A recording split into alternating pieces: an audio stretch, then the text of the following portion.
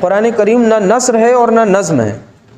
قرآن کریم اللہ سبحانہ و تعالیٰ کے خطبات کا، اللہ سبحانہ و تعالیٰ کی اسپیچز کا مجموعہ ہے، کلیکشن آف ڈیوائن اوریشنس.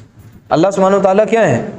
اوریٹر، خطاب کر رہے ہیں، اے ایمان والوں، اے انسانوں، اے نبی، یا ایھا النبی، یا ایھا الرسول، یا ایھا المزمل، یا ایھا المدثر، قل یا ایھا الکافرون، یا ایھا الذین آمنوا.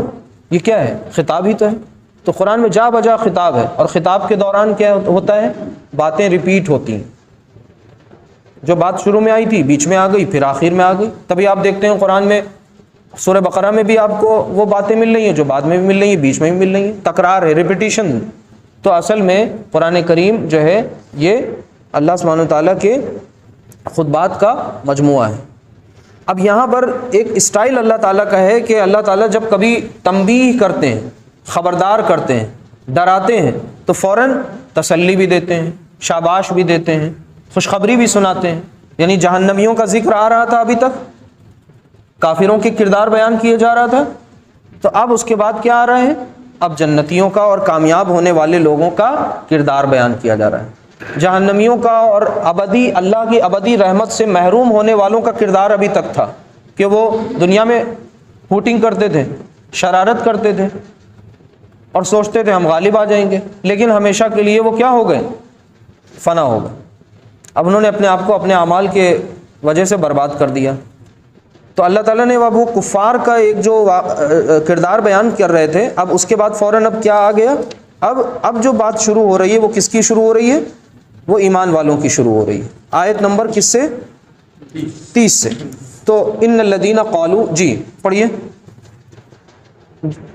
جن لوگوں نے کہا کہ ہمارا اور خدا ہوتا ہے، پھر وہ اس بات پر قائم رہے، ان کا فرشتے اتریں گے اور کہیں گے کہ خوف نہ ہو اور نہ محتاط ہو، اور کہیں جس کا تم سے وعدہ کرنا چاہتا ہے خوشی ہو. جی یہ آیت نمبر 30 پڑھیے. ٹھیک ہے، بتائیے اس کے بارے میں کیا اس سے ہم سمجھ رہے ہیں؟ الفاظ کیا ہیں؟ ان الذین قالوا، ان یقیناً، الذین وہ جو، قالوا ان سب نے کہا. تو ان الذین قالوا یقیناً وہ لوگ جنہوں نے کہا، کیا کہا؟ ربنا اللہ، ہمارا رب اللہ ہے. ثم استقم، ثم کا مطلب ہوتا ہے پھر. اب ثم کتنے بار آتا ہے قرآن میں؟ ثم کا مطلب پھر، ثم اور پھر آگے ثم استقاموا، پھر وہ کیا ہو گئے؟ جم گئے. رب اللہ کو اپنا رب ماننے کے بعد جم گئے. تو ان کے بارے میں آتا ہے کہ ایسے لوگوں کے ساتھ کیا ہوگا؟ تتنزل علیہم الملائکہ، ان پر فرشتوں کا نزول ہوتا ہے. کہاں نزول ہوتا ہے؟ کس بات کے ساتھ ہوتا ہے؟ علیہم الملائکہ اللہ تخافوا ولا تحزنوا، کہ تم خوف نہ کرو، ڈرو مت، ولا تحزنوا اور غمگین نہ ہو. حزن کہتے ہیں غم کو عربی میں. اللہ کے نبی صلی اللہ علیہ وسلم جب غار ثور میں روپوش تھے، جب ہجرت فرمائی تھی اور مدینے کے لیے نکلے تھے، تو غار ثور میں جب ابو بکر رضی اللہ عنہ کے ساتھ جب لگا کہ اب بالکل دشمن سامنے آ گئے ہیں، تو ابو بکر رضی اللہ تعالیٰ عنہ نے تھوڑا تشویش کا اظہار کیا تھا. تو حضور صلی اللہ علیہ وسلم نے کیا فرمایا تھا کہ لا تحزن ان اللہ معنا، کہ غم مت کرو، ہمارے ساتھ یقیناً کون ہے؟ اللہ ہے. تو ولا تحزنوا وابشروا بالجنۃ التي کنتم توعدون، اور خوشیاں مناؤ اس جنت کی جس کا تم سے وعدہ کیا جاتا رہا ہے. بہشت یعنی جنت. تو اب اس میں کیا سمجھنے کی چیز ہے؟ کوئی آپ میں سے کچھ بتائیں اس کے بارے میں، تھوڑا سا روشنی ڈالیں، تھوڑا ایکسپلین کریں تاکہ اور چیزیں سمجھ میں آئیں. بہت اہم مقام ہے قرآن کریم کا یہ منتخب جو پورشن ہے، اس میں کافی کچھ چیزیں سیکھنے کو مل رہی ہیں. جیسے مثال کے طور پر یہاں پر ہے ربنا اللہ. ابھی اس سے پہلے بھی آپ نے پڑھا تھا کہ وہ کفار بھی کہیں گے کہاں؟ جہنم میں پہنچ کے کیا کہیں گے؟ وہ الفاظ ابھی آپ نے پڑھے تھے، وقال الذین کفروا ربنا ارنا اللذین، یعنی وہاں جا کے وہ بھی سمجھ لیں گے کہ رب ہمارا وہی، اسی سے ہی مانگنا چاہیے تھا. یہاں نہیں مانگ رہے ہیں، بس یہاں نہیں اس کو پروردگار مان رہے ہیں، وہاں جا کر کے وہ بھی ربنا کہیں گے. ہمارے رب، رب کے معنی ہوتے ہیں پروردگار، رب کے معنی ہوتے ہیں پرورش کرنے والا. خالق جو پیدا کرے، مالک ظاہر سی بات ہے اونرشپ جس کی ہو، اور رب جو پیدا کرنے کے بعد پرورش بھی کرے. ایک ہوتا ہے پیدا کیا چھوڑ دیا، تو اللہ تعالیٰ نے کائنات کو بنایا، پیدا کیا، اور اس کے بعد پھر اس سے وہ لا تعلق اور غافل نہیں ہو گیا، بلکہ وہ یہاں کے نظام کو، انتظام و انصرام کو بحسن و خوبی، بہت منظم طریقے سے، بہت روز اول سے چلا رہا ہے، اور وہ چلاتا رہے گا جب تک کہ قیامت نہیں آئے گی. پھر اس کے بعد اس کا وہ نظام جو حساب کتاب والا ہے. بہرحال یہاں پر ایک لفظ جو ہے استقامت، اسے سمجھنا ہے. کوئی بتائیں آپ میں سے، روشنی ڈالیں. جی جزاکم اللہ خیر کثیرا. اب ذرا ہم تھوڑا سا کچھ سوال کریں گے، جن سے کریں گے وہ یہ جواب دیں گے، کیونکہ ہم لوگ کوئی تقریر تو سن نہیں رہے ہیں. تقریر میں ہوتا کیا ہے کہ مقرر بولتا ہے اور پبلک کو جوش آ جاتا ہے اور اچھا لگتا ہے، اور سننے کے بعد لگتا ہے ارے مولانا نے تو جما دیا. جیسے فلمیں نہیں ہٹ ہو جاتی ہیں ویسے مولانا بھی ہٹ ہو جاتے ہیں. اور مولانا کے لیے وہ بھی استعمال کیا جاتا ہے شعلہ بیاں مقرر، ایسا مقرر ارے جما دیا. تو اصل میں ہم نے ایسی بہت سی محفلیں اٹینڈ کی ہیں، اپنی زندگی کا بہت سا حصہ مزے لے لے کے جو ہے آ جاتے تھے گھر، رات رات بھر باہر رہے، تقریریں سنی، اور 5 سال کے بعد 10 سال کے بعد پتہ چلا ہاتھ کچھ نہیں آیا. یہ تک نہیں معلوم کہ قرآن میں کتنی صورتیں ہیں، یہ نہیں معلوم کہ کس صورت کا کیا سینٹرل آئیڈیا ہے، یہ نہیں معلوم کہ صورتیں اور یہ آیات اور یہ ساری چیزیں کیا ہیں، بہت بعد میں پتہ چلا. تو میرے بھائیوں، ہم سب کو بیٹھنے کا یہاں مطلب یہ ہے کہ ہم ایک یہاں سے تحریک لے کے اٹھیں اپنی زندگی میں. تحریک یعنی ہمارے اندر ایک موٹیویشن ہو، ایک ہمیں جو ہے آمادگی کا اظہار ہو کہ اس کے بعد ہمیں کرنا کیا ہے. اتنا دیر بیٹھنے کے بعد کیا ہمارے ذہن میں اب بنی بات، ہمیں مطلب آگے کا روڈ میپ کیا نظر آیا. کیا یہ آج کا دن جلدی سے 3:30 بجے یا 3 بجے، پھر دیکھو ابھی سحری کا بھی ٹائم آ رہا ہے، پتہ نہیں وہاں انتظام کیا ہے، خوشبو آ نہیں رہی ہے، پتہ نہیں ابھی ادھورا ہے معاملہ. ایسا نہ ہو کہ یہاں یہ چلتا ہی رہ جائے اور ابھی اذان ہونے لگ جائے اور پتہ نہیں معاملہ کچھ سمجھ میں نہیں آ رہا ہے. تو دل میں اس ٹائم چل کیا رہا ہے، یہ چیز بہت اہم ہے کہ جلدی سے کسی طرح پورا ہو، وقت مکمل ہو اور چلیں یہاں سے. نہیں، بلکہ چاہے کچھ آج سیکھیں نہ سیکھیں، لیکن کچھ چیزیں 2-3 تو گانٹھ میں باندھ لیں. مثلا قرآن کریم صرف قصے کہانیوں کی کتاب نہیں ہے، قرآن کریم صرف جھوم جھوم کے پڑھنے کی کتاب نہیں ہے. قرآن کریم وہ آلہ ہے، وہ ٹول ہے، وہ ذریعہ ہے، وہ مادھیم ہے، وہ سورس ہے جس کے ذریعے ہم کیا کریں، اپنی زندگی کو روشن کریں. انفرادی زندگی بھی، اجتماعی زندگی بھی. انفرادی زندگی مطلب انڈیویجول لائف، ہم اکیلے ہیں، ہمیں کیا رہنمائی ہے، ہمارے لیے کیا ہے.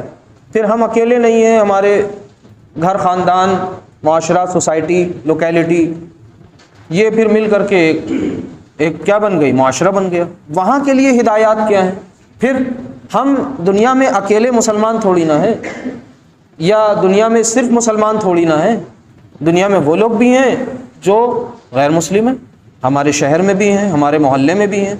تو قرآن کریم ہمیں کیا یہ ہنر طریقہ سکھاتا ہے کہ ہمیں ان کے درمیان کیسے رہنا ہے، ان کے حقوق کیا ہیں.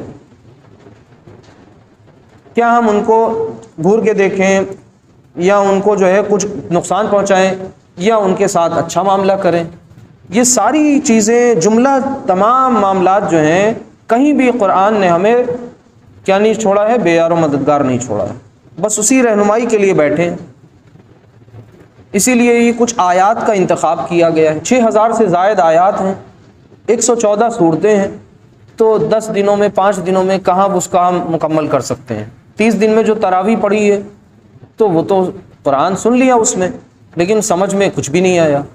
اس لیے قرآن کو سمجھے بغیر اگر یہ مہینہ گزر گیا، یا سمجھنے کی تحریک لیے بغیر یہ مہینہ اگر گزر گیا، تو پھر ہمارے لیے محرومی ہی محرومی۔ جب ہم 25 برس کے تھے تب بھی ہمیں علم ترى سے سورہ ناس تک یاد تھا، اسی سے کام چل رہا تھا، اور جب آج ہم 55 کے ہو گئے تب بھی علم ترى سے سورہ ناس تک کام چلا رہے ہیں۔ لیکن جب 25 برس کے تھے تو شادی شدہ نہیں تھے، شادی بھی ہو گئی، بچے بھی ہو گئے، ایک دکان تھی 4 دکانیں ہو گئیں، پہلے پیکج کم تھا اب تو پیکج لاکھوں میں ملنے لگا ہے۔ تو ادھر تو ہماری یوں ترقی ہو رہی ہے اور ادھر ہم جو ہیں اور گڈھے میں گھستے چلے جا رہے ہیں، نہ جاننے کی کوشش کر رہے ہیں نہ سمجھنے کی کوشش کر رہے ہیں، کیونکہ وقت نہیں ہے، فرصت نہیں ہے۔ یاد رکھیے ہمارے پاس وقت اور فرصت سب کچھ ہے، لیکن ہمارے پاس شاید اہمیت کو سمجھنے میں، یعنی اس کتاب کی اہمیت ہماری نظروں میں شاید وہ نہیں ہے، اس کو ہم پیدا کریں، کوشش کریں اور اس کی طرف جیسے کہ لگ جائیں۔ جیسے ابھی ہم آپ سے ادھر سے ایک سوال پوچھنا چاہتے ہیں، آپ لوگوں میں سے ہم لوگ کس سورت کا مطالعہ کر رہے ہیں؟ ماشاءاللہ۔ فصلت کا دوسرا نام بتائیے، سورہ فصلت کا دوسرا نام بتائیے۔ حامیم، اور حامیم کے ساتھ حامیم السجدہ، ماشاءاللہ۔ کیا السجدہ والی کوئی اور بھی سورت ہے قرآن میں؟ ایک اور سورت کا ذکر کیا گیا تھا، ہے نا؟ قرآن میں کتنی صورتیں ہیں؟ پہلی سورت کیا ہے؟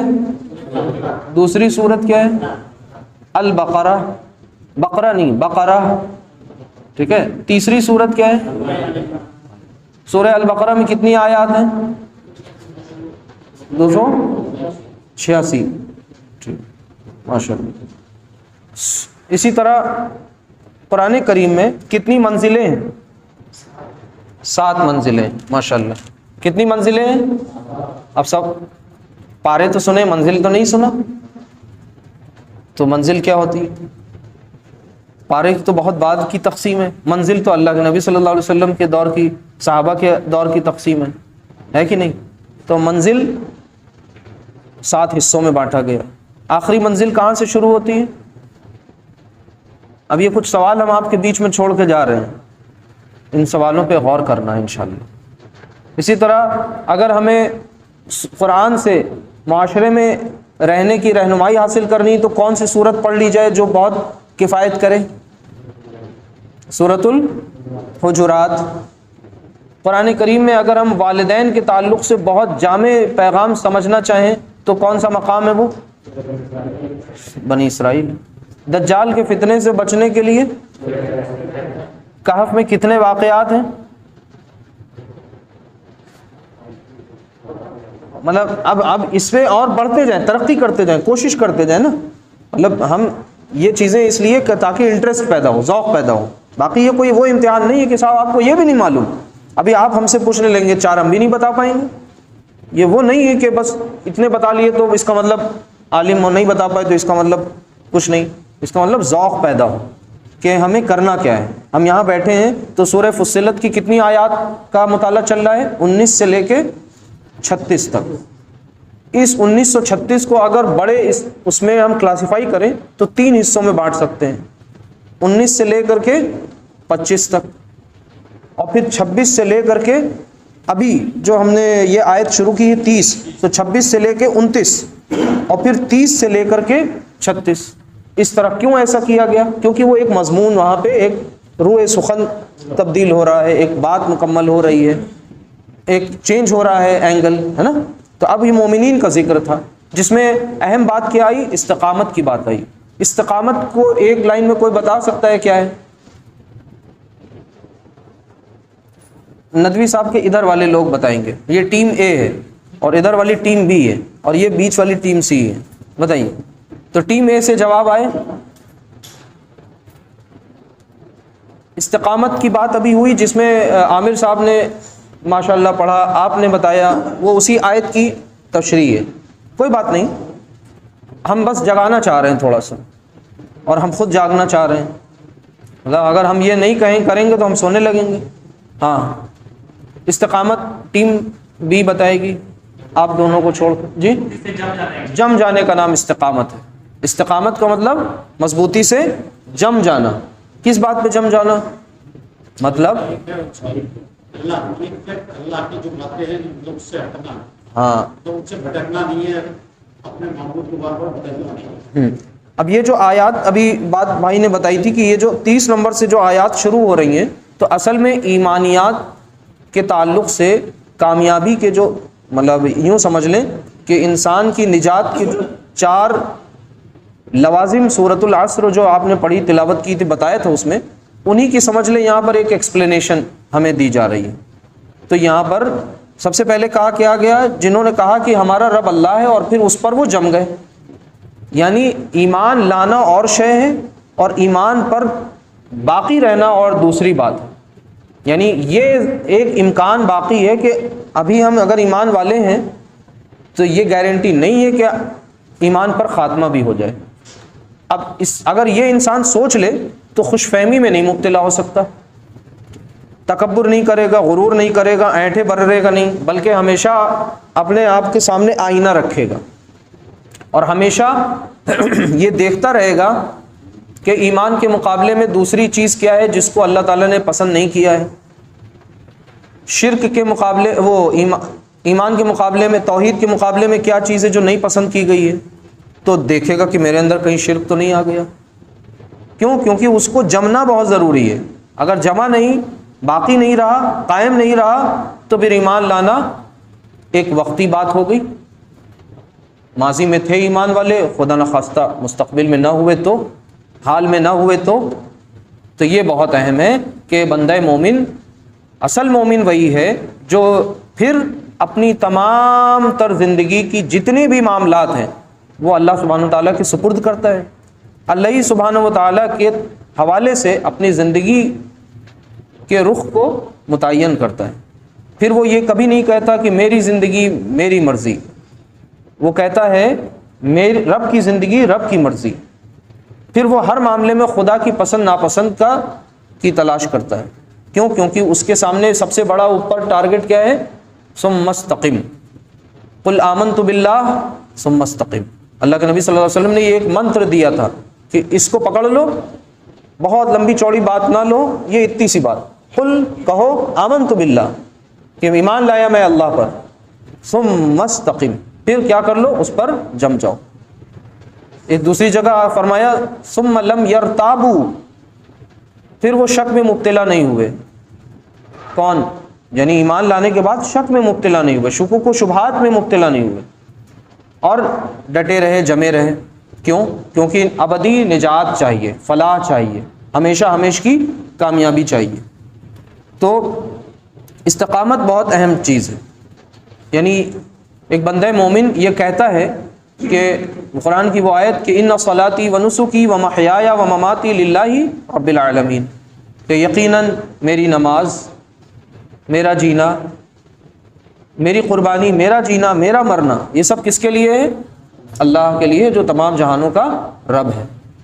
اچھا، اب یہاں پر جب یہ بات وہ کہہ دیتا ہے تو گویا کہ اس نے ساری چیزیں کیا کر دیں؟ اللہ سبحانہ وتعالیٰ کے سپرد کر دی۔ سمجھ رہے ہیں کہ اب پھر وہ جو ہے نماز، روزہ، زکوٰۃ محض ایک آخری کام سمجھ کے نہیں کرتا ہے، بلکہ اس کو یہ لگتا ہے کہ یہ نماز اور یہ روزہ اور یہ زکوٰۃ اور یہ حج جو ہے ہم کو کہیں بہت بڑے اوپر منصب پہ اور بہت بڑے کام کی طرف لے جا رہی ہیں۔ اور وہ کام کیا ہے؟ کہ یہ اللہ کی زمین ہے تو نظام کس کا ہونا چاہیے؟ اللہ کا۔ یہ اللہ کی زمین ہے تو یہ نافرمانی سے پاک ہونی چاہیے۔ یہ اللہ کی زمین ہے تو ظلم سے، جبر سے، استبداد سے پاک ہونا چاہیے۔ کب پاک ہوگی؟ جب یہاں کے لوگ پاک ہو جائیں گے، لوگوں کی دل کی دنیا بدلے گی تو لوگ نظام، صحیح نظام کی طلب کرنے لگیں گے۔ جب لوگوں کے دل کی دنیا بدلے گی تو پھر کاروبار درست ہو جائیں گے، کاروبار درست ہوں گے تو پھر نیچے سے چیزیں اوپر تک جائیں گی، صحیح ہوں گی۔ سمجھ رہے ہیں؟ اندر سے باہر کی طرف اصلاح ہوگی، اور پھر وہ بڑے لیول پر پھر کیا ہوگا؟ اللہ کا دین جیسے اوپر اللہ کا حکم چل رہا ہے، زمین پر بھی اللہ کا حکم ویسے ہی نافذ ہو جائے گا، چلنے لگے گا۔ آج کیا ہے؟ نظام باطل کا ہے، جیسے ابھی باطل کا نظام کی بات جو بیچ میں آئی تھی وہ یہی ہے کہ یہاں پر جھوٹ ہے، دجل ہے، فریب ہے۔ ایک اچھا سیلس مین وہ ہے جو جھوٹ بول کے سامان بیچ لے۔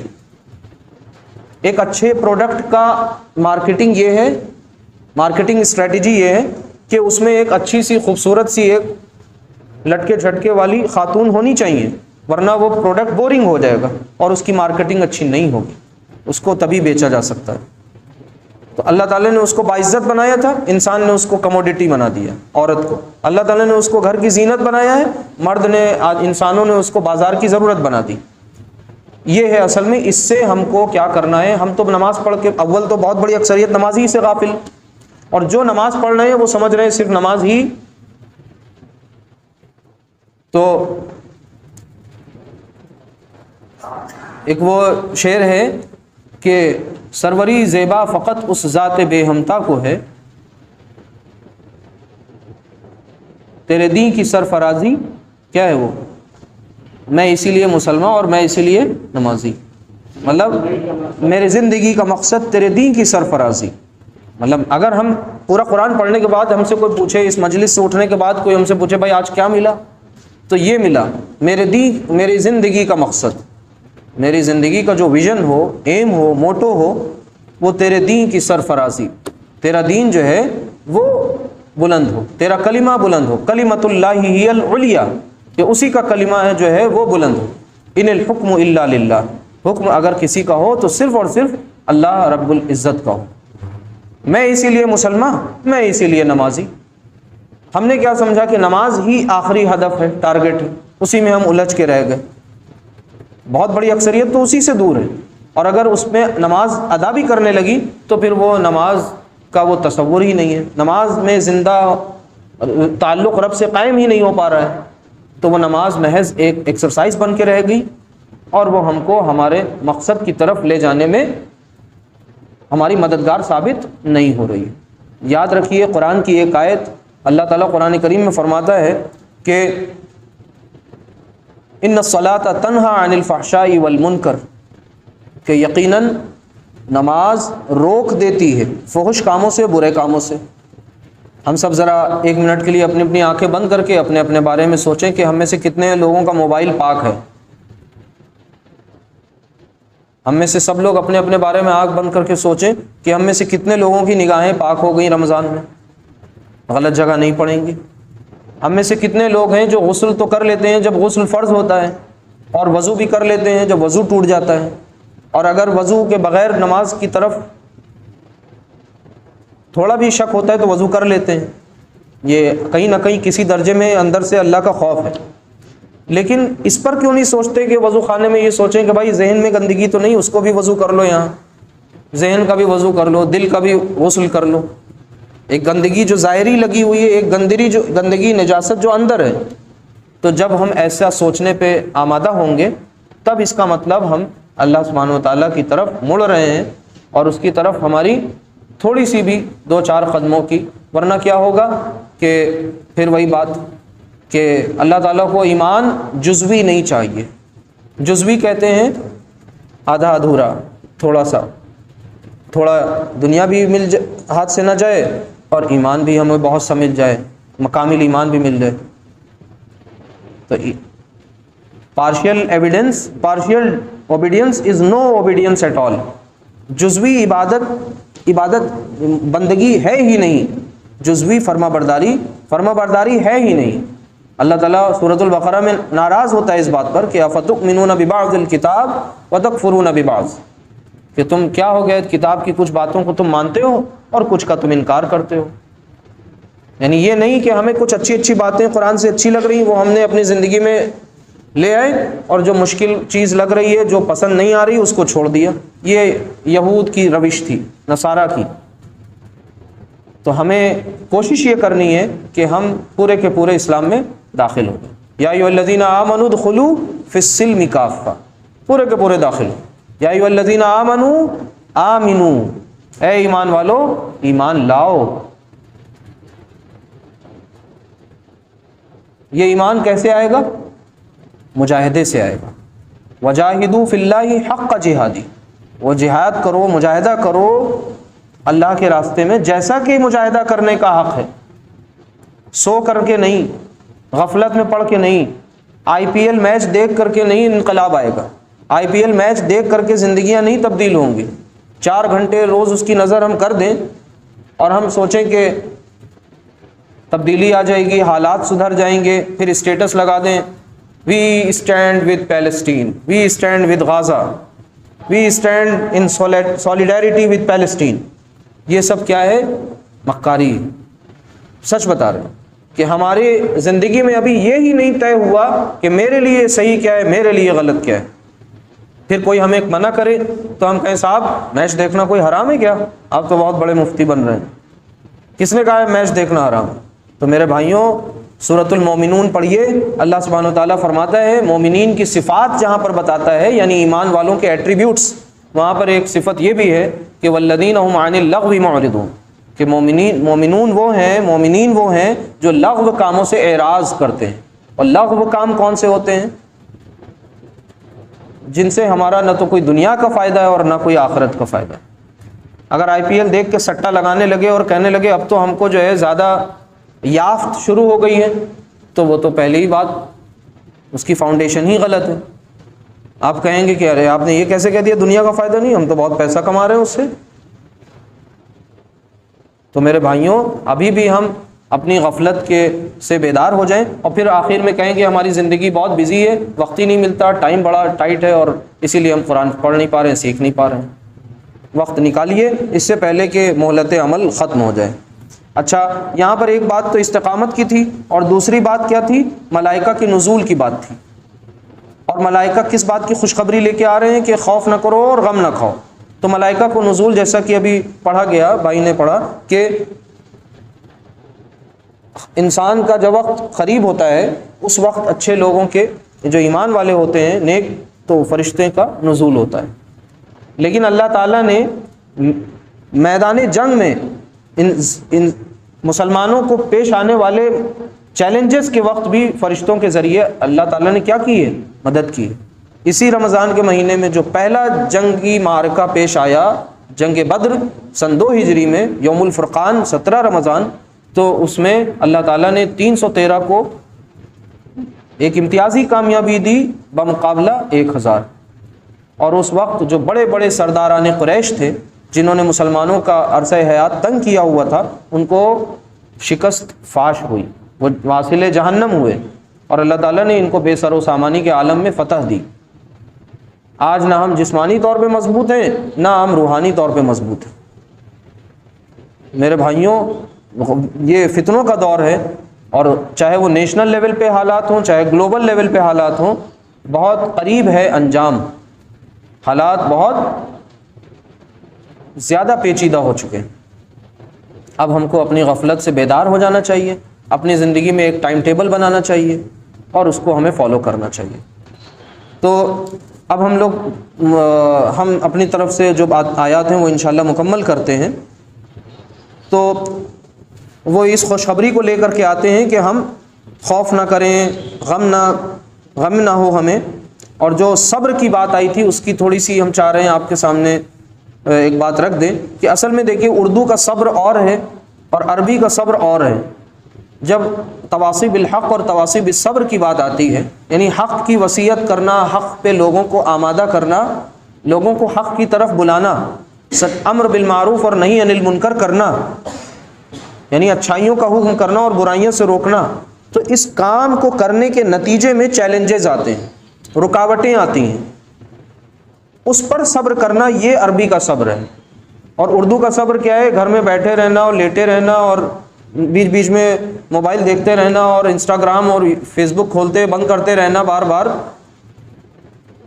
کہ کہیں کوئی آسمانی پیغام تو نہیں آیا ہے، کوئی الہام تو نہیں ہو گیا ہے، جلدی سے ابھی نماز پڑھی فوراً دیکھا کہ کوئی پیغام آ جائے قبولیت کی نماز کا۔ اب یہ شیطان جو ہے یہ اصل میں سائبر کیفے ہے، اور میرے بھائیوں بڑے افسوس کے بعد کہنا پڑ رہا ہے کہ کچھ سال پہلے تک کے یہ سائبر کیفے 10 روپے 15 روپے گھنٹہ ملتا تھا، بڑی دور جانا پڑتا تھا، شہر میں ہر جگہ نہیں ہوتا تھا۔ آج یہ سائبر کیفے ہر لحاف میں، ہر چادر میں، اور سمجھ لیجئے مسجد کے حجرے تک کے آ گیا ہے۔ ٹھیک ہے، تو اس لیے ہمیں اسی میں خیر بھی ہے. 3 سال سے اسی آن لائن نیٹ کے ذریعے الحمدللہ عربی کی کلاسز بھی ہو رہی ہیں. اسی سے بہت کچھ آپ لے سکتے ہیں، سیکھ سکتے ہیں. یہی ہمارا امتحان بھی ہے. اگر اس موبائل میں صرف اور صرف قرآن رکھ دیا جائے اور اس کمرے میں ہمیں بند کر دیا جائے، اب کہا جائے جاؤ کچھ غلط کر کے آؤ، تو ہم کیا غلط کریں گے؟ میرا امتحان ہی نہیں ہوگا کچھ. امتحان تو تب ہے جب اس موبائل میں اچھی بری سب چیزیں دے دی جائیں اور کمرہ بند کر دیا جائے اور کیمرہ ہٹا دیا جائے. اب کہا جائے جاؤ بھیا ایک دن گزار کے آؤ. تب پتہ چلے گا اللہ کے وہاں اس دن جب ریکارڈنگ کھلے گی تب پتہ چلے گا یہ صاحب متقی کون تھے اور یہ جو ہے اللہ کے باغی و سرکش اور بے حیا و بے شرم کون تھے. کیونکہ دنیا میں جو بے حیا و بے شرم ہیں ہو سکتا ہے وہ متقی بنے گھوم رہے ہوں. ہمارے نیتا گڑھ ان کا لباس دیکھیے بالکل صاف زرق برق سفید شفاف، لیکن کتنا کالی کرتوتیں ان کی ہوتی ہیں. تو اللہ تعالیٰ جبہ و دستار نہیں دیکھتا، اللہ تعالیٰ ہماری صورتیں نہیں دیکھتا، وہ ہمارے اعمال اور ہمارے دل کا جائزہ لیتا ہے. تو اس لیے ہم اس سے ڈریں اس سے پہلے کہ ہماری خبر لی جائے. اس کے بعد آتا ہے نحن اولیاؤکم فی الحیات الدنیا وفی الآخرہ. اب ہم ہیں تمہارے ساتھی رفیق دنیاوی زندگی میں بھی اور آخرت میں بھی. یہ کتنی بڑی تسلی اور یہ کتنی بڑی اللہ سبحانہ وتعالیٰ کی طرف سے ایک بشارت ہے. سمجھ لیں کہ اب یہاں پر آپ سوچئے کہ کوئی کسی سے کہے کہ کچھ ہو جائے ہم ہیں تمہارے ساتھ، پریشان نہیں ہونا. بھلے وہ کام آئے موقع پہ نہ آئے، لیکن کتنی بڑی تسلی انسان کے لیے ہو جاتی ہے. کوئی باپ اپنے بیٹے سے کہہ دے، لیکن ظاہر سی بات ہے باپ نے کہہ تو دیا ہے لیکن ساتھ میں ایک چھوٹا سی کنڈیشن بھی ہے. کنڈیشن یہ ہے کہ دیکھو کوئی ایسا کام نہ کر بیٹھنا جس کے ذریعے ہمیں پھر آگے سرنگونی ہو، ہمیں پھر آگے شرمندگی ہو. بس اس کا خیال رکھنا، باقی ہم تمہارے کام میں تمہارے ساتھ ہیں. کیونکہ وہ باپ یہ تھوڑی نہ کہیں گے جاؤ بیٹا باہر مرڈر کراؤ اور ہم تمہارے ساتھ ہیں، جاؤ آج جاؤ 2-4 کو ٹھکانے لگا کے آؤ اور ہم تمہارے ساتھ ابھی جلوس نکالیں گے. باپ جب یہ کہتے ہیں بیٹا پریشان نہیں ہونا ہم تمہارے ساتھ ہیں، تو اس کا مطلب یہ ہے کہ ایک شرط ہے چھوٹی سی کہ وہیں تک تمہارے ساتھ ہیں جہاں تک تم ہماری ہدایات پر عمل کرتے ہوئے اور فطری باتوں پر عمل کرتے ہوئے چلو گے. تو اللہ سبحانہ وتعالیٰ بھی یہ بات سمجھ لیجئے ہمارے لیے خوشخبری وہیں تک ہے جب تک کہ ہم اللہ سبحانہ وتعالیٰ کے ہو کر زندگی گزاریں. وَلَكُمْ فِيهَا مَا تَشْتَهِي أَنفُسُكُمْ، اور تمہارے لیے اس جنت میں وہ سب کچھ ہوگا جو تمہارا جی چاہے. اشتہا تشتہی یہ کیا ہے؟ انسان اصل میں اللہ تعالیٰ جانتا ہے، اللہ تعالیٰ ہمارا خالق ہے تو ہماری اشتہا ہماری خواہشات سے بھی وہ بخوبی واقف ہے. جن خواہشات کی تسکین کے لیے اس نے ہمیں دنیا میں محدود راستے بتائے تھے اور حدود و قیود بنا دی تھی، اگر ہم ان کا پاس و لحاظ رکھیں گے، احتیاط برتیں گے، تو کل کو وہ ہماری ساری تسکین کے سامان فراہم کر دے گا. یعنی جن چیزوں سے بچنے کے لیے ہم سے کہا گیا ہے روزے کی حالت میں، روزہ کھولنے کے بعد وہ چیزیں ہمارے لیے کیا ہو گئیں؟ حلال ہو گئیں. اس لیے تاکہ جن چیزوں سے ہمیں 11 مہینے بچنا ہے اس کی ایک پریکٹس ہو جائے.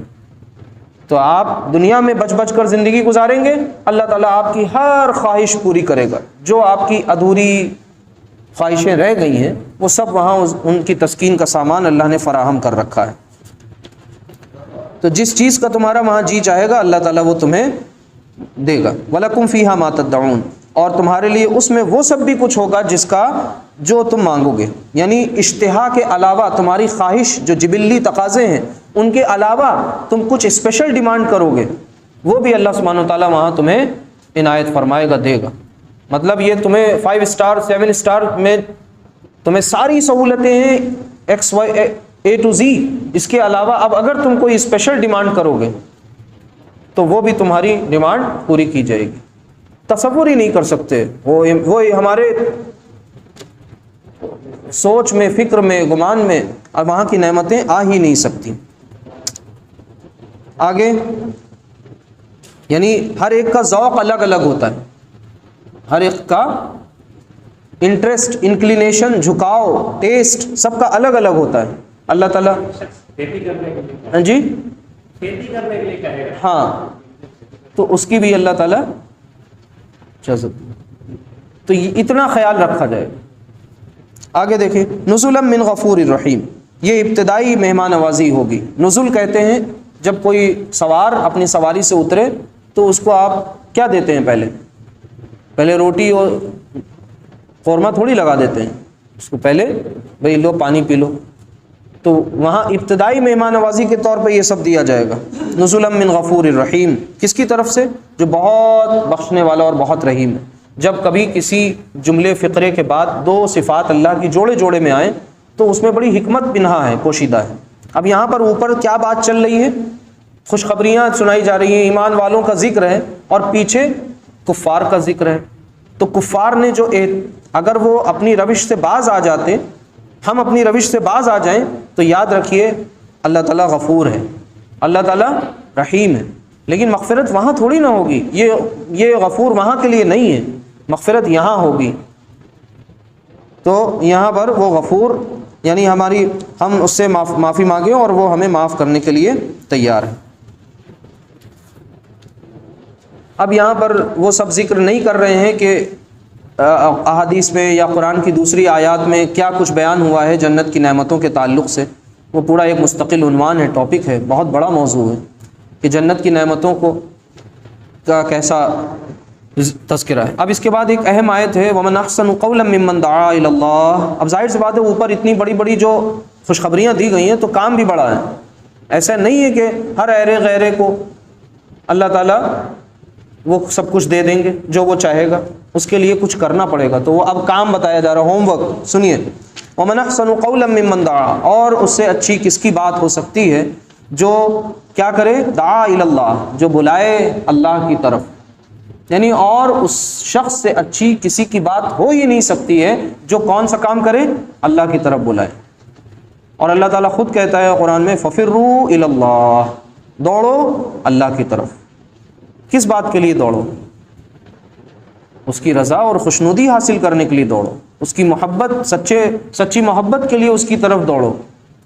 پھر اسی طرح ایک جگہ فرماتا ہے سابقوا الی مغفرہ، سبقت حاصل کرو اس کی مغفرت کی طرف. سبقت یعنی ایک دوسرے سے آگے بڑھنا، ایک دوسرے سے آگے بڑھنا. کس بات کے لیے؟ مغفرت. یعنی مغفرت کی دوڑ میں تمہاری اگر کسی چیز میں کسی سے کوئی ریس ہو تو وہ ریس یا وہ دوڑ یا وہ مقابلہ اس بات کے لیے ہو کہ ہم باقیوں سے پہلے معافی مانگ لیں اللہ تعالیٰ سے، باقیوں سے پہلے ہم اللہ سے مغفرت کے طالب ہو جائیں. ہے کہ نہیں؟ تو کیسے مغفرت اللہ سے مانگیں گے؟ بخشش کا کیا طریقہ ہے؟ اس کے لیے کوئی دن، کوئی تاریخ، کوئی مہورت ڈھونڈنے کی ضرورت نہیں ہے. لیکن کبھی کبھی ہوتا کیا ہے، انسان گناہوں کی بڑی دلدل میں چلا جاتا ہے. جب دلدل میں چلا جاتا ہے تو وہ اپنے آپ میں پتہ نہیں کیوں وہ سوچنے لگتا ہے کہ اب تو ہم دعا بھی کریں گے میری دعا بھی نہیں قبول ہوگی. تو وہ دعا کے لیے دوسروں سے کہنے لگتا ہے. کوئی اس سے نماز پڑھانے کے لیے کہے تو وہ کہے گا صاحب ہم اپنے اندر ہی اندر وہ ٹوٹنے لگتا ہے.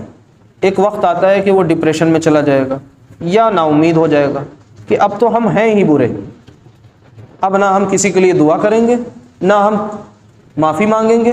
پھر کیوں نہیں مانگیں گے؟ کیونکہ ابھی ہمارا وہ سلسلہ بڑا لمبا چل رہا ہے، ابھی تو وہ یہاں سے یہیں تک پہنچا ہے اور ابھی ہمیں اور نیچے بھی جانا ہے. مطلب جو کام ہم پیچھے سے کرتے چلے آ رہے ہیں گڑبڑ، تو وہ گڑبڑ کام ابھی ہم نہیں روک سکتے کیونکہ ابھی وہ پائے تکمیل کو نہیں پہنچا. تو میرے بھائیوں، وہ کام پائے تکمیل کو پہنچے نہ پہنچے، لیکن ہو سکتا ہے کہ توبہ کی توفیق نہ اور موت آ جائے. تو اس لیے یہ مت سوچئے کہ ابھی ہمارا ارادہ نہیں ہے برا کام چھوڑنے کا. کم سے کم اللہ تعالیٰ کی طرف پلٹیے تو صحیح. ایک بار پلٹیے، پھر خود ہی غور و فکر کریں گے، شرمندگی ہوگی، ندامت ہوگی، اور پھر موازنہ کریے کہ ہمیں ٹیمپریری مزہ چاہیے یا پرماننٹ سزا چاہیے. کیا چاہیے؟ تھوڑی دیر کا مزہ چاہیے یا ہمیشہ کی سزا چاہیے؟ کیوں؟ کیونکہ گناہ میں نو ڈاؤٹ لذت ہے، گناہ میں لذت ہے. کسی کو دھوکہ دے کے آئیں، کسی کی پاکٹ ماریں، کسی کا پیسہ لوٹ لیں، کسی کے کھیت کو اپنے کھیت میں ملا لیں، کسی کا پلاٹ قبضہ کر لیں، جھوٹی رجسٹری تیار کر لیں، کسی کو برا بھلا کہہ دیں، رشوت لے لیں، جھوٹی سفارش کر دیں، یا اور کوئی اخلاقی برائی کے مرتکب ہو جائیں، یہ سب بڑے اچھے لگتے ہیں، لیکن یاد رکھیے ان کے پیچھے جو سزا ہے وہ بہت بڑی ہے، اور گناہ کرنے کے بعد انسان کو پھر یہ لگتا ہے کہ یہ ہم نے کیا کر دیا، لیکن اب کر چکا ہوتا ہے، اور پھر ایک بار، پھر دو بار، پھر تین بار، بار بار جب کرتا رہتا ہے تو وہ اس کی عادت پڑ جاتی ہے، پھر عادت کے بعد سنیے دھیان سے، پھر وہ اس کی مجبوری ہو جاتی ہے۔ تو اس سائیکالوجی کو سمجھیے، گناہ چھوڑنے کا ایک تو یہ سادہ سا طریقہ ہے، دیکھو بھائی توبہ کرو، استغفار کرو، 100 بار صبح 100 بار شام، نہیں، اللہ تعالیٰ کو یہ جلدی جلدی جلدی جلدی آپ یوں کرتے رہیے، 100 بار آپ استغفار پڑھ رہے ہیں لیکن ایک بار آپ دن بھر میں ضرور کسی کو دھوکہ دے رہے ہیں، اور وہ آپ کے معمول میں ہے، تو پھر یہ کیسا استغفار؟ توبہ کی پہلی شرط ہی یہ ہے کہ آپ کو اپنی سابقہ گناہوں پر ندامت ہو، شرمندگی ہو، آپ کبھی نہ کرنے کا عزم کریں، ارادہ کریں، اور پھر ہمیشہ کے لیے باز آ جائیں۔ تو انشاءاللہ ہم سب اللہ سے دعا کریں کہ اللہ تعالی ہم سب کو سچی توبہ نصیب کرے، توفیق دے۔ تو ہم اللہ کی طرف لوگوں کو بلائیں، اور پھر اس بلانے کے راستے میں ظاہر سی بات ہے کہ پھر جس نے یہ اوپر سمجھ لیا، کیا سمجھ لیا کہ استقامت کی توفیق جسے مل گئی، استقامت کی توفیق جسے مل گئی، جو جم گیا ایمان پر، تو پھر اب اس کے لیے کیا ہے، دنیا اور دنیا کی لذتیں کیا ہیں، وہ سب کیسی لگنے لگیں گی، اس میں کوئی اٹریکشن اس کے لیے خاص بچے گا نہیں۔ تو اب یہاں پر وہ اللہ کی طرف بلائے گا، وَعَمِلَ صَالِحًا، اور نیک اعمال کرے گا، اور وہ نیک اعمال کرے، وَقَالَ إِنَّنِي مِنَ الْمُسْلِمِينَ، اور اتنا سب کچھ کرنے کے باوجود وہ پھر یہ نہ کہے کہ ہم کچھ الگ ہیں، ہمارا کچھ مقام و مرتبہ ہے، ہم کوئی چودراہٹ کے حقدار ہیں، ہم کو کچھ ہٹو بچو والا پروٹوکول چاہیے۔ ہٹو بچو والا پروٹوکول سمجھتے ہیں نا، کہ پھر ہم سے اپنا ایک چھوٹا سا سامان بھی نہ اٹھے، ٹھیک ہے، کچھ ہمیں لگنے لگے کہ ہم ہیں کچھ، تو یہ اللہ تعالیٰ کہہ رہا ہے یہ وہ اس کا کردار نہیں ہوگا۔ اننی من المسلمین، وہ یہ کہے گا میں تو فرما برداروں میں سے ہوں، میں مسلمان ہوں، میں نے اپنے آپ کو اللہ کے حوالے اور سپرد کر دیا ہے، میں تمام مسلمانوں کی طرح ایک میں بھی مسلمان، یعنی عاجزی، انکساری، خاکساری سے وہ لبریز ہو۔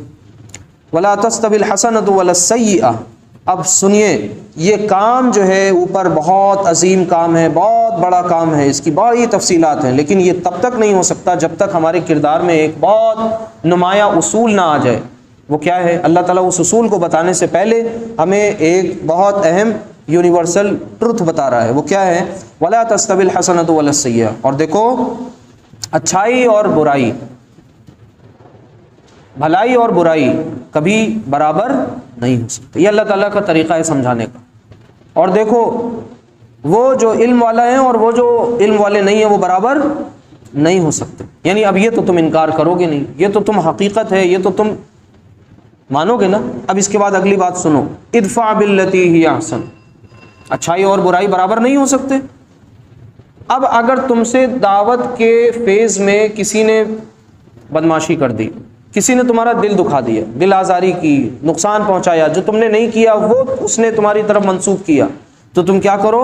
ادفع باللتی ہی احسن، تم اپنا دفاع، اپنا بچاؤ کرو اس چیز سے جو احسن ہے، یعنی برائی کو کس سے دور کرو؟ بھلائی سے۔ سے نو ٹو ٹٹ فار ٹیٹ، جیسے کو تیسا کہنے کی روش سے باز آ جاؤ، اینٹ کا جواب پتھر سے نہ دو۔ ایک بہت اچھی سی مثال ہے، اس کو آپ سے شیئر کر لیں۔ مثال کے طور پہ کوئی صاحب مسلمان ہوں اور جا رہے ہوں کسی گاڑی سے، پیچھے سے کوئی شرارتی تتو آئے اور ان کی گاڑی کو زبردست ٹکر مارے، اور وہ مسلم بھائی جو ہیں، جو سب مسلمان لگ رہے ہیں، وہ اتریں اور اپنے کار سے ایک گلاب نکالیں اور اس ٹکر مارنے والے ساتھی کو دے آئیں، اور یہ سارا منظر کوئی کیمرے میں قید کر رہا ہو یا CCTV فوٹیج اس کی آ جائے، بعد میں کچھ دن کے بعد وائرل ہو جائے، پھر میڈیا کو پہنچ جائے یہ فوٹیج، میڈیا اس کو چھاپے گا اور نشر کرے گا، ہیڈنگ کیا لگائے گا پتہ ہے؟ مولوی صاحب گاندھی گیری کرتے ہوئے۔ مولوی صاحب یعنی ایک سجن ہے، مسلمان ہے، اور وہ اتنا بڑا ان کے ساتھ کانڈ ہو گیا، لیکن انہوں نے اس کو نہ گالی دی نہ آبے تبے کیا، بلکہ انہوں نے پھول لے جا کر کے کس کو دیا؟ اس نقصان پہنچانے والے کو۔ اس میں کیا آپ کو سیکھنے کو ملا؟ کچھ سمجھ میں نہیں آیا؟ اس میں سے ایک سیکھ یہ مل رہی ہے کہ اصل میں یہ تعلیم کون سی تھی؟ قرآن کی، لیکن اس قرآن کی تعلیم کو ہم نے کیا کر دیا؟ اپنے کردار اور اپنے رویوں سے اس کا پرچار نہیں کیا، اس کی تشہیر نہیں کری، اس کو ڈیمانسٹریٹ نہیں کیا، اس کی پریکٹس نہیں کری، اس کو ہم نے خود وائرل نہیں کیا، تو پھر یہ کس کی طرف منسوب ہو گیا عمل؟ ہمارے مہاتما گاندھی جی کی طرف۔ کیوں؟ انہوں نے یہ تعلیم لی اور اپنے کردار میں اس کو کیا کیا؟ اتارا۔ ایمان نہیں لائے، لیکن یہ تعلیم انہوں نے اپنے کردار میں اتار لی۔ انہوں نے سیرت پڑھی، انہوں نے ابو بکر و عمر کے واقعات پڑھے، انہوں نے اللہ کے نبی کی زندگی میں دیکھا کہ بندہ 40 سال کے بعد بے داغ زندگی گزارنے کے بعد 13 سال تک کے یہ نہ تو کسی سے کے اوپر ہاتھ اٹھا رہا ہے، ان کے اصحاب پر ظلم و ستم ہوتا ہے لیکن یہ صبر کرتے ہیں، لیکن اپنی بات کہے جا رہے ہیں، کمپرومائز نہیں کر رہے ہیں۔ تو بہت بڑے لیول پر لوگوں کی سمپیتھی کس کے ساتھ ہو رہی ہے؟ ان کے ساتھ ہو رہی ہے۔ یہ جو عدم تشدد کا جو معاملہ تھا، نان وائلنس کا، یہ کس نے اپنایا؟ ہمارے مہاتما گاندھی جی نے، جن کو بابائے قوم کہا جاتا ہے۔ انہوں نے عدم تشدد، نان وائلنس کی تحریک چلائی۔ آج ہم مسلمان کیا کرتے ہیں؟ ابھی رمضان کا مہینہ ہے، تراویح پڑھ کے نکلے، کلچے نہاری کھانے نکلے، چوراہے پہ پہنچے، گاڑی پہ بیٹھے ہیں، پاور بائک ہے، پک اپ اچھا ہے، جوانی کا جوش بھی ہے، فراٹے مارنے کا ذوق بھی ہے، اور کیا ہوا؟ لے جا کے دھڑ سے خود ہی ہم نے لڑایا۔ اس کے بعد 2 لوگ اترے اور ہم سے بحث مباحثہ کرنے لگے، چونکہ ہم لوگ زیادہ تھے، ہم نے ان کو گریایا پہلے، پھر انہوں نے ہمیں کہا، پھر ہم نے ان کا گریبان پکڑا۔ پھر جیسے 2 کتے آپس میں نہیں لڑتے ہیں، کبھی کتوں کو بہت قریب سے دیکھیے، کیا کرتے ہیں؟ پہلے تیوریاں چڑھتی ہیں، آوازیں نکلتی ہیں۔ اس کا منظر کشی سر سید احمد خان نے اپنے ایک اس میں کیا ہے، ایک ان کا چیپٹر ہے بچوں کے لیے، اس میں انہوں نے وہ کتوں کی لڑائی کا ذکر کیا ہے۔ تو انسان کتا بنا گھوم رہا ہے اور مسلمان کتا بنا گھوم رہا ہے، اور امید اس کو بڑی بڑی ہے اپنے خدا سے بھی کہ ظلم ہوتا ہے تو صرف ہم پر ہوتا ہے، شکوہ کر رہا ہے وہ، لیکن یہ نہیں دیکھ رہا کہ ہمارا رویہ کیا ہے۔ تو میرے بھائیوں، یہ بات سب کو بڑی خراب لگتی ہے کہ یہ کیا کہ آپ میٹھی میٹھی پالیسی اپناتے ہیں۔ یہ میٹھی میٹھی نہیں ہے، یہ ہمارے نبی کا اسوہ ہے، یہ ہمارے نبی کا طریقہ ہے۔ ہمیں کسی کو گزند نہیں پہنچانی، کسی کو چوٹ نہیں پہنچانی، کسی سے ہمیں لڑنا بھیڑنا جھگڑنا نہیں، اپنی ذات کے لیے تو ہرگز نہیں۔ لیکن آج ہم اپنی ذات کے لیے ہمارے سفید کرتے میں جمعہ کی نماز پڑھنے جا رہے ہیں، کوئی اپنا ٹائر لگا دے، کچھ چھینٹے پڑ جائیں تو ہم چراغ پا ہو جائیں گے۔ بلکہ ہم سے یہ کہا جا رہا ہے دیکھو دب کے نہ رہنا، تھوڑا ایسے چلنا، جتنا دبو گے اتنا دبایا جائے گا۔ اب بچائیے کیا آپ کے اندر جو آپ اینٹھیں گے؟ سب کچھ تو آپ نے اپنے رویوں سے ختم کر دیا۔ تو میرے بھائیوں، ذرا اس تعلیم کو دیکھیے، اور پھر اس تعلیم کے بارے میں شاید حال ہی نے یہ اشعار کہے تھے، سلام اس پر کہ جس نے گالیاں سن کر دعائیں دیں، سلام اس پر کہ جس نے خون کے پیاسوں کو قبائیں دیں۔ یہ کس کا کردار ہے؟ نبی کریم صلی اللہ علیہ وسلم کا۔ جیسے اللہ کے نبی صلی اللہ علیہ وسلم پر یہ الزام لگتا ہے کہ اچھا جب یہ لوگ کم ہوتے ہیں تو یہ لوگ نہیں لڑتے ہیں، اور جب یہ زیادہ ہوتے ہیں تو اپنا رنگ دکھاتے ہیں۔ مکی زندگی میں دیکھو یہ لوگ نہیں لڑتے تھے، مدنی زندگی میں جنگیں کری انہوں نے۔ تو میرے بھائیوں نادانوں، وہ جو فتح مکہ تھا، کیا وہ مکی زندگی میں ہوا تھا؟ فتح مکہ کب ہو رہا ہے؟ صلح حدیبیہ کے بعد ہو رہا ہے۔ اور فتح مکہ کے وقت جب صحابہ یہ کہہ رہے ہیں کہ الیوم یوم الملحمہ، آج تو خون بہانے کا دن ہے، آج جس نے ہمیں تنگ کیا تھا اتنے سالوں تک، آج اس کی تکہ بوٹی بنائی جائے گی، قیمہ بنایا جائے گا۔ تو اللہ کے نبی صلی اللہ علیہ وسلم کیا فرماتے ہیں؟ الیوم یوم المرحمہ، آج رحمت کا دن ہے، اور سب کو معاف کر دیا ایک طرف سے۔ اس دن تو سب سے بدلہ لینے کا دن تھا، کہہ دیا جو ابو سفیان کے گھر چلا جائے اسے پناہ ہے۔ اور اس دن اللہ کے نبی صلی اللہ علیہ وسلم نے اپنا وہ کردار دکھایا کہ جب اسلام غالب ہوتا ہے تو اس کا کیا رویہ ہوتا ہے۔ لیکن ظاہر سی بات ہے غلاظت پہ مکھیاں بیٹھتی ہیں جا کر، تو جب ہمارا تعصب کا عینک لگا ہو تو ہمیں غلط چیزیں دکھتی ہیں، اچھی چیزیں نہیں دکھتی۔ بہرحال یہ ہمارے نبی کا 1-2 واقعات تو ہے نہیں، ہزاروں واقعات ہیں، کہاں تک اس کا ذکر ہوگا اس کو انشاءاللہ پھر کبھی کسی موقع پر تو یہاں سے ہمیں کیا کیا کچھ مل رہا ہے؟ دعوت کی ذمہ داری. اوپر جو اتنی بڑی خوشخبری ملی ملائکہ کا نزول، وہ گھر بیٹھے نہیں ہوگا، وہ کام کرنے کے نتیجے میں ہوگا. کام کرنے کے بعد وقت احتیاط کیا برتنی یہ بھی بتا دیا. اور پھر اس کے بعد کیا کہا؟ یہ جو اچھا تم عمل کرو گے اس کے ذریعے کیا ہوگا؟ فَإِذَا الَّذِي بَيْنَكَ وَبَيْنَهُ عَدَاوَةٌ كَأَنَّهُ وَلِيٌّ حَمِيمٌ. جب تم ایسا کردار اپناؤ گے، یعنی اچھائی برائی کا جواب بھلائی سے دو گے، تو تم دیکھو گے کہ وہ شخص جو تمہارے اور اس کے درمیان جو دشمنی ہے، وہ تمہارا دشمن دوست جو ہے وہ تمہارا گرمجوش، وہ جو دشمن ہے وہ تمہارا ولی حمیم بن جائے گا، یعنی تمہارا جگری دوست بن جائے گا. تو جگری دوست بنانے کے طریقے اللہ نے ہمیں بتا دیے کہ لگاتار لوگ تمہارے ساتھ غلط کریں، تم لگاتار ان کے ساتھ اچھا سلوک کرو. ایک کبھی تو اس کے اندر کی غیرت آئے گی اس کے سامنے، اور وہ اپنے حواس میں ہوگا. وما یلقاها الا الذین صبروا. مگر یہ کوئی ہلکی پھلکی شے نہیں ہے کہ ہر غیرے کو دے دی جائے، اور یہ مقام و مرتبہ نہیں حاصل ہو سکتا مگر اس کو ہوتا ہے جو بہت صبر کرنے والا ہے. کون ہے؟ تو نجات کی جو سب لوازم بتائی گئی تھی سورۃ العصر کی روشنی میں، مختصر ترین صورتوں میں سے ایک صورت ہے، اس میں تواصی بالصبر ہے. اسی تواصی بالصبر کی بات بھی یہاں ایک دوسرے رنگ میں آ گئی. وما یلقاها الا ذو حظ عظیم. اور یہ نہیں دیا جاتا مگر انہی کو جو بڑے نصیب والے ہیں. یعنی یہ والی صفت کہ ہمارے ساتھ کوئی گڑبڑ کرے اور ہم اس کے ساتھ اچھا کریں، یہ ہر ایک کو نہیں ملتی. اس کے لیے کیا کرنا پڑتا ہے؟ اس کے لیے صبر اور اس کے لیے نصیب والا بننا پڑتا ہے. تو اگر ہم نصیب والا بننا چاہتے ہیں تو ہمیں یہ کردار اپنانا پڑے گا، اور اگر نصیب والے نہیں بننا چاہتے ہیں تو مت اپنائیے. نصیب والا لفظ یہ حظ عظیم جو ہے یہ قرآن کریم میں ایک جگہ اور ہے، سورۃ القصص میں. سورۃ القصص میں قارون کا واقعہ بیان ہو رہا ہے. قارون کون ہے؟ بہت بڑا خزانہ اس کا تھا. اتنا بڑا خزانہ تھا کہ جب اس کے خزانے کی جو چابیاں ہوتی تھیں وہ بڑے بڑے لوہے کے صندوقوں میں بھری جاتی تھیں، اور اس کو بڑے سے لشکر میں، وہ خالی چابیاں بڑا سا لشکر ہوتا تھا، تو اس کا لشکر نکل رہا تھا. کچھ لوگ کھڑے دور سے دیکھ کے تماشا دیکھ رہے تھے. انہوں نے اش کیا کہ کاش، واہ کیا نصیب ہے قارون کا، میرا بھی ایسا نصیب ہوتا. تھوڑی دیر میں جب اس کا سارا خزانہ دھنس گیا زمین میں، اب وہ اپنا رنگ بدل گیا گرگٹ کی طرح. اب کہنے لگے اچھا ہوا کہ ہمارے پاس وہ خزانہ نہیں تھا، نہیں تو ہم بھی ایسے ہی برباد ہو جاتے. تو انسان ایسے ہی ہے، عجولہ بھی ہے، کفورہ بھی ہے، اور بہت سی اس کے اندر کمیاں ہیں.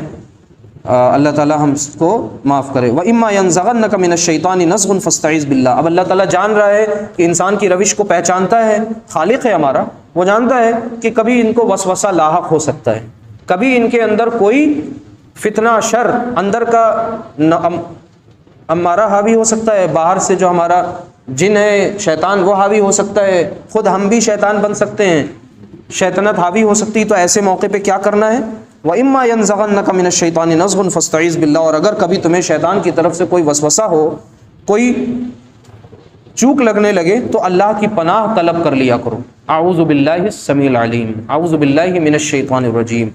غصہ آئے تو یہ پڑھنا چاہیے، اور پانی پی لینا چاہیے، بیٹھ جانا چاہیے، وضو کر لینا چاہیے. کتنی تدبیریں بتائی گئی ہیں. کیوں؟ کیونکہ اس وقت انسان اپنے ہوش میں نہیں ہوتا، جذبات مغلوب ہوتے ہیں، کچھ غلط کر بیٹھتا ہے، بعد میں اس کو ندامت ہوتی. انہ هو السمیع العلیم. یقیناً وہی ہے سب کچھ جاننے والا اور سب کچھ سننے والا اور سب کچھ جاننے والا. السمیع العلیم. جب عربی گرامر کے تعلق سے یہ جو ال ہوتا ہے نا، یہ عربک کا جیسے انگلش میں دا ہوتا ہے ڈیفینٹ آرٹیکل، ویسے یہ ال جو ہوتا ہے یہ کیا کر دیتا ہے؟ وزن کو بڑھا دیتا ہے، یہ وزن کو بڑھا دیتا ہے. السمیع العلیم، وہی حقیقی جو ہے سننے والا ہے، اور وہی جو ہے ہر ایک شے کا بخوبی پورا کا پورا بتمام و کمال علم رکھنے والا ہے. کیا ہم نے آج کے اس مطالعے سے نتیجہ اخذ کیا؟ ہم چاہیں گے انشاءاللہ یہ باتیں اس طریقے کی محفلیں آگے بھی چلیں سب لوگ انشاءاللہ. تو اس کو اپنے اس میں کریے انشاءاللہ، کوشش کریے. باقی دنوں میں بھی، غیر رمضان میں بھی ایک دن ہفتے میں آپ چاہیں تو اس کے لیے خاص کر سکتے ہیں، اور اس کا پڑھنے پڑھانے کا معمول بنائیے. وہ جو حدیث شروع میں پڑھی تھی، تو سکون اطمینان سب کو لگ رہا ہے نہیں لگ رہا ہے؟ یا سحری کی جلدی ہو رہی ہے؟ چلیں آپ کچھ اپنی انفرادی عبادت بھی کر لیں. اور اللہ تعالیٰ سے بخشش بھی طلب کر لیں، لیکن اس کو ہرگز یہ نہ سمجھیں کہ یہ ہمارا وقت ضائع ہو گیا اور ہم اتنی نفل پڑھ لیتے ہیں، یہ مغالطے میں نہ رہیں، یہ بہت بڑی عبادت تھی۔ تو مجلس کے کفارے کی جو دعا ہے وہ پڑھ لیں، سبحانک اللہم و بحمدک اشہد ان لا الہ الا انت استغفرک و اتوب الیک۔ السلام علیکم۔